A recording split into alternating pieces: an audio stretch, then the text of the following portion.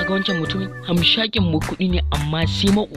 Yanzu abinda za a yi mu je mu tambaye shi kuɗi idan ya ki bamu sai mu nemi mu damfare shi. Kaji aboki abinda za mu yi kenan. Gaskiya ga aboki yanzu abubuwan ne sai hankali, yanzu kowane harka ta zo kawai za mu karɓe ta hannu bibbiyu ne ba tare da wani wannan ba. Aboki kada bai gano mu ne, bai zai gano mu ba, an yi bai gano mu ba kuwa. Bai zai ramfon ba, kada ka damu wancan mutumin hama goma ne, mu je kawai da Allah. Me yasa kake wannan, mu je kawai da Allah.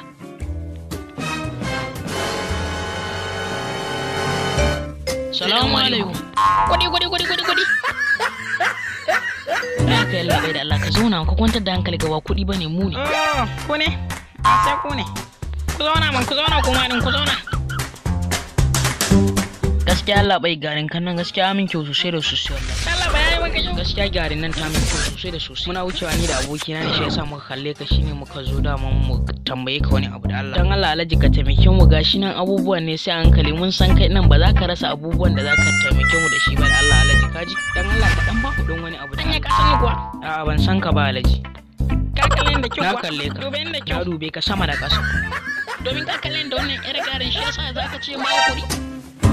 Daga an ganka ma ya san wannan mai kuɗi ne firi to firi ba tare da wani wannan ba. Alƙur'an ko gondala ba ka samu wurin nan biyar ba ka samu alƙur'an ba ni kabbari mana Alhaji Allah ba ka samu ko ma wannan mahimmi bane ya kaji Allah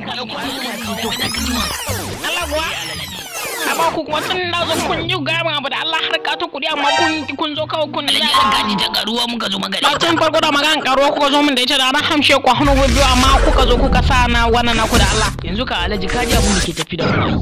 Alhaji harƙalla ce ta manyan kuɗi. wani kala alƙalla ne kuka zo min da ita Alhaji yanzu ka san yadda abubuwan suke, wallahi yanzu abubuwan sun canja ba kamar da ba rayuwar yanzu. ka gane ai Alhaji dan Allah fa idan dai wannan ne kada ku samu rama kada ku damu kun ji ko ni kuɗi akan ta ba abin da bazan iya ba wallahi akan kuɗi ba abin da bazan iya ba ka ce ta samu kuɗi ba ka ce za a samu ba ko garanci za a samu kuɗin ko tabbatar zan zama miliyoni a cikin sati biyu kai na so in ga ina zaune kawai kuɗi na zuwa Kada ka damu wannan kan ka bar mana shi a hannu. Allah ya so yadda cikin sati biyu za ka yi kuɗin da ma gaba ɗaya sai ka tsoraci kanka ka ji ko Alhaji kada ka damu don zo can ya zan min fara samun kuɗin ku gaya min in fara samun dumus ka tabbata zan yi kuɗi ko yanzu za ka ba mu kamar dala 13 wanda za mu fara maka aiki da shi. haba ku kuma yanzu suna ba ku kuɗi matukunna da Allah ku fara bani kuɗi da Allah mai haka da Allah Ka kawo kawai dala 10 za ka zama miliyoni a cikin sati biyu fa baka so ne? nake gani baka da bukata yanda kuka gani nan kuɗi ba na da mutunci akan ta ko kaɗan wallahi talai ba na da mutunci akan kuɗi ko kaɗan idan ma za ku gaya mutane mai kyau ku da Kada ka damu Alhaji kawo abin da ya sauka ka kai kawo mu je mu kawo maka mu fara aiki daga yanzu kaji ko kawo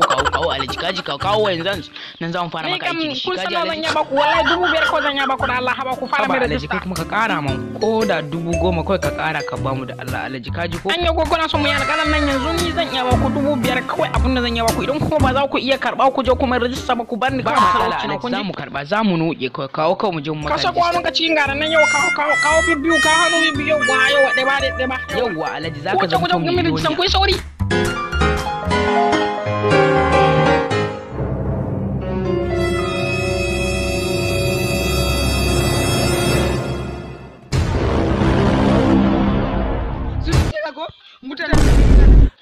Kamar ya sun cuce ni.